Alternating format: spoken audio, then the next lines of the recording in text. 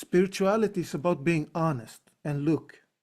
When you see things for what they are, do you need to do something? No.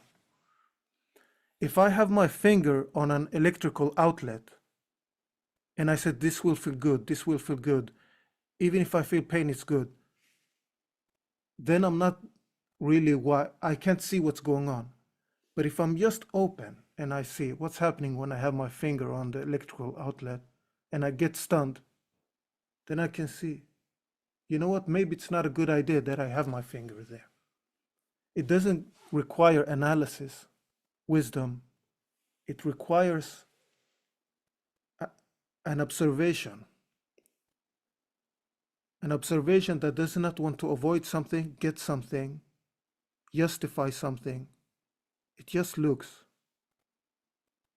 Then the looking speaks for itself.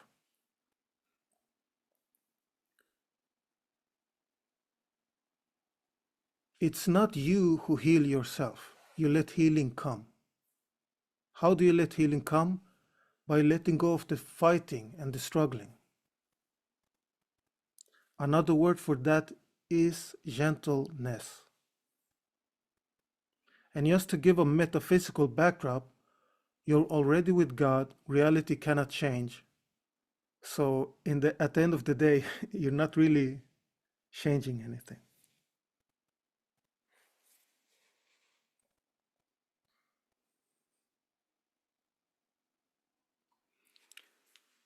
I just want to expand on that it's not you who heal yourself. The only thing we do is we let the darkness come up, the ego come up. But then we let the higher self, what the Course calls the Holy Spirit, the memory of who we really are. It's not a spirit like a ghost or something. It's just a memory of who we really are. A fragmented part of ourselves. We let the darkness come up so that part of us can shine its light on it. We need to do both things. We need to allow it to come up. That takes time. We can't force that. We let it come up and we look at it with that light.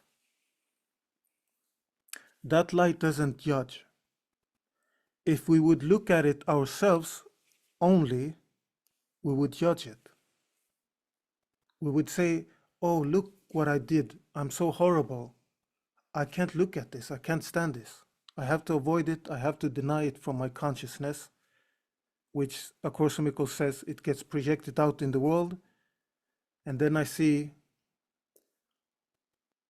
dream figures that I accuse of being guilty for the very thing I'm doing, but I'm denying I'm doing it.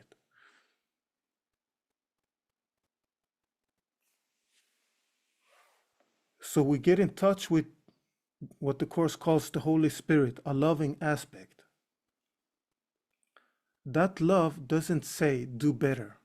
It says be honest about what it is you're doing. So this allows us to respect our natural progression if we truly understand what is being said now. That we can afford to be gentle, we can justify, it's just totally justified to be gentle with ourselves and our progress. In fact, this is not like, it's not like I'm being cute or kind by saying, yeah, you can afford to be gentle.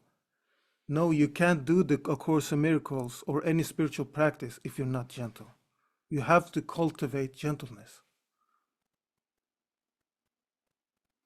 You have to cultivate patience and kindness to yourself. And if the ego is not real, how is that a problem? If it were real, oh, we better get our stuff together. But it's not real, so I can afford to be gentle. That's why the Course says in chapter 21, seek not to change the world, but choose to change your mind about the world. Perception is a result and not a cause. It's never about what we do, it's how we look at what we do. And when I say do here, I mean it in spiritually, what we do with ourselves. We can't fail in A Course in Miracles.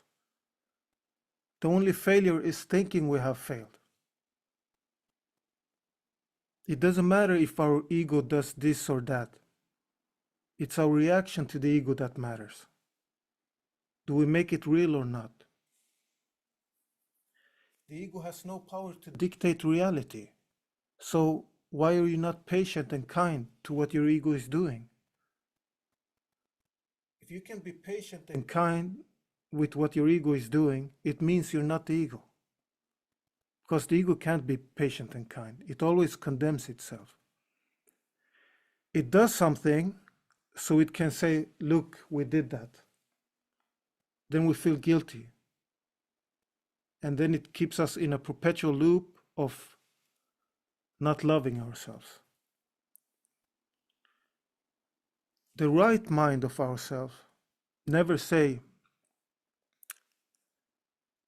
you did that, you're guilty. It said, that's just a mistake, and don't think it's real.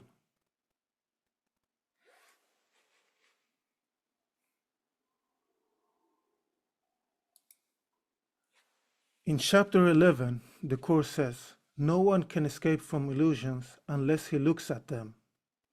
For not looking is the way they are protected. No one can escape from illusions unless he looks at them, for not looking is the way they are protected. This applies to resistance as well. If we don't look at our resistance and our fear, they will always be there. When we don't look at something, we're saying, it is real, it is dangerous, I better stay out of it. That's how it's maintained.